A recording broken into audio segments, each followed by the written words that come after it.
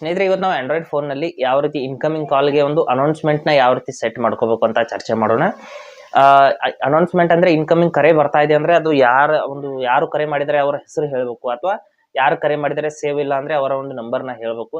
ಆ ರೀತಿ ಮಾಡ್ಕೋಬೇಕು ಅಂದ್ರೆ ಯಾವ ರೀತಿ ಮಾಡ್ಕೋಬೇಕು ಅಂತ ನಾನು ಹೇಳ್ತೀನಿ. ಇಲ್ಲಿ ಕೆಲವೊಂದಿಷ್ಟು ವಯಸ್ಸಾದವ್ರು ಇರ್ಬೋದು, ಅಥವಾ ಕಣ್ಣಿನ ಸಮಸ್ಯೆ ಇದ್ದವ್ರು ಇರ್ಬೋದು, ಅವರಿಗೆ ನೋಡೋದಕ್ಕೆ ಆಗ್ತಾ ಇಲ್ಲ ಅಂದ್ರೆ ಅವರು ಫೋನ್ ಬಂದ ತಕ್ಷಣದಲ್ಲಿ ಅವ್ರ ಹೆಸರು ಒಂದು ಹೇಳೋದ್ರಿಂದ ನಮಗೆ ಗೊತ್ತಾಗುತ್ತೆ. ಅಥವಾ ನಮ್ಮ ಫೋನ್ ನಾವು ಕೈಯಲ್ಲಿ ಇಡೋದಿಲ್ಲ, ನಾವು ಬೇರೆ ಕೆಲಸ ಮಾಡ್ತಾ ಇರ್ತೀವಿ, ಹಾಗೆ ಬೇರೆ ಕಡೆ ಇಟ್ಟು ಕೆಲಸ ಮಾಡ್ತಾ ಇರ್ತೀವಿ ಅಂದ್ರೆ ಆ ಫೋನ್ ಬಂದಿರೋದು ನಮ್ಗೆ ಯಾರು ಹಚ್ಚಿದ್ದಾರೆ ಅಂತ ಗೊತ್ತಾಗಬೇಕು. ಅದನ್ನ ನೋಡದೆ ನಮ್ಗೆ ಗೊತ್ತಾಗಬೇಕು ಅಂದ್ರೆ ನಾವು ಈ ರೀತಿ ಸೆಟ್ ಮಾಡ್ಕೋಬೇಕಾಗುತ್ತೆ.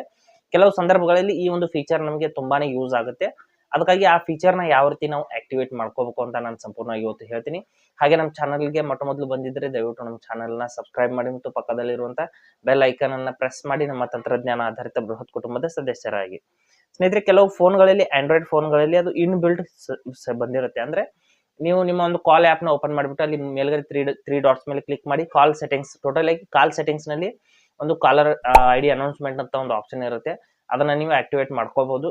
ನೀವು ಫೋನ್ ಅಲ್ಲಿ ಆ ಒಂದು ಸೆಟ್ಟಿಂಗ್ ನಿಮಗೆ ಬಂದಿಲ್ಲ. ಕೆಲವೊಂದಿಷ್ಟು ಫೋನ್ಗಳಲ್ಲಿ, ನನ್ನ ಒಂದು ವಿವೋ ಫೋನ್ ಇದೆ ಸ್ನೇಹಿತರೆ, ವಿವೋ ಫೋನ್ ಅಲ್ಲಿ ಆ ಸೆಟ್ಟಿಂಗ್ಸ್ ಇಲ್ಲ.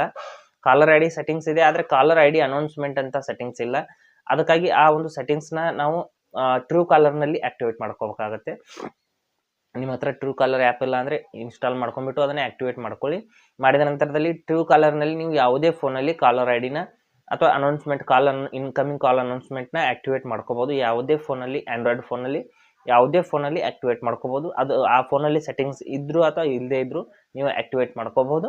ಅದಕ್ಕಾಗಿ ಟ್ರೂ ಕಾಲರ್ ಆ್ಯಪ್ ನ ಓಪನ್ ಮಾಡಿಬಿಟ್ಟು ಯಾವ ರೀತಿ ಮಾಡ್ಕೊಳ್ಳೋದು ಅಂತ ಹೇಳ್ತೀನಿ ನೋಡಿ. ಮೊದಲು ಟ್ರೂ ಕಾಲರ್ ಆ್ಯಪ್ ನ ನಾವು ಓಪನ್ ಮಾಡ್ಕೊಳ್ಳೋಣ.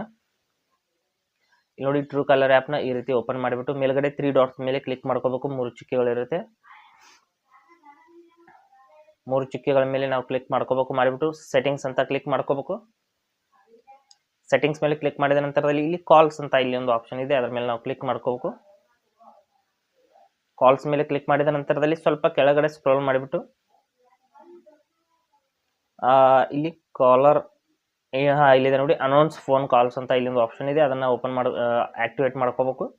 ಇಲ್ಲಿ ನೋಡಿ, ಈ ಒಂದು ಬಟನ್ ಅನ್ನ ನಾವು ಆನ್ ಮಾಡ್ಕೋಬೇಕಾಗುತ್ತೆ. ಈ ರೀತಿ ಆನ್ ಮಾಡಿದ ನಂತರದಲ್ಲಿ ಇಲ್ಲಿ ಸೆಟ್ಟಿಂಗ್ಸ್ ಅಂತ ಆಪ್ಷನ್ ಇದೆ, ಅದ್ರ ಮೇಲೆ ಕ್ಲಿಕ್ ಮಾಡಿಬಿಟ್ಟು ಇನ್ನೂ ಸೆಟ್ಟಿಂಗ್ಸ್ ಮಾಡ್ಕೋಬೇಕಾಗುತ್ತೆ. ನಂತರದಲ್ಲಿ ನೋಡ್ಬೋದು ಅನೌನ್ಸ್ ಇಲ್ಲಿ ಮೇಲ್ಗಡೆ ಆಲ್ವೇಸ್ ಅಂತ, only fine connected to headphone ಮಾತ್ರ ಕನೆಕ್ಟ್ ಇದ್ದಾಗ ಅಂತ ಇದೆ. ನಾನು ಆಲ್ವೇಸ್ ಅಂತ ಸೆಟ್ ಮಾಡಿದ ನಂತರದಲ್ಲಿ ಕೆಳಗಡೆ announce for saved contacts only, ಅಂದ್ರೆ ನಾವು ಸೇವ್ ಮಾಡಿರುವಂಥ ನಂಬರ್ಸ್ಗೆ ಮಾತ್ರ ಹೇಳೋ ಹಾಗೇನೂ ಕೂಡ ಇಟ್ಕೋಬಹುದು. ನಾನು ಸದ್ಯಕ್ಕೆ ಅದನ್ನ ಆಫ್ ಮಾಡ್ತೀನಿ.